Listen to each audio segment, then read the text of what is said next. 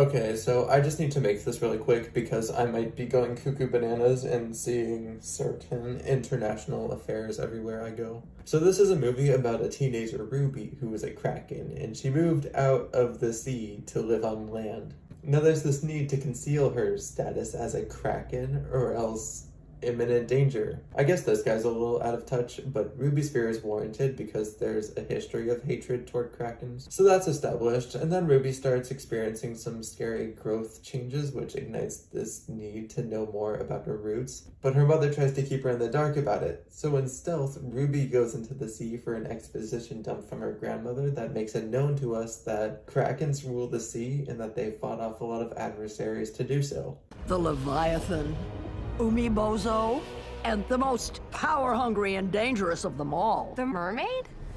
Yes, the mermaid! And so Ruby's mother had defeated the mermaids by hiding some trident that gives them power. And now it's time for Ruby to go back on land and discover that the seemingly vain and basic and nauseatingly contemporary new girl at school is a said mermaid. And she befriends Ruby and encourages her to embrace her roots, which Ruby likes to hear. And then the new girl with the forgettable name elicits Ruby's sympathy by telling her about how the sea is an oppressive place for mermaids ever since Ruby's mother killed the new girl's mother.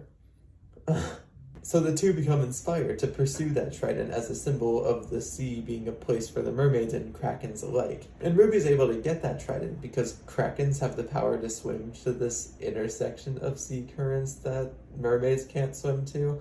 But when Ruby obtains the trident and shares the power with the new girl, it turns out that the new girl had been deceiving Ruby all along, and that all she wanted to actually do was dominate the sea. She's actually this mermaid figure who Ruby's mother had supposedly killed, and so I guess the two-state solution was a bad thing to pursue, because one of the people whose roots go back to this land would get greedy and dominate the sea if she has proportional power. She was better off oppressed all along. And that happens again after this battle that Ruby is integral in winning on account of her knowledge that the trident can be destroyed if the lasers that Krakens shoot out of their eyes are compounded, because It's the exponential growth formula.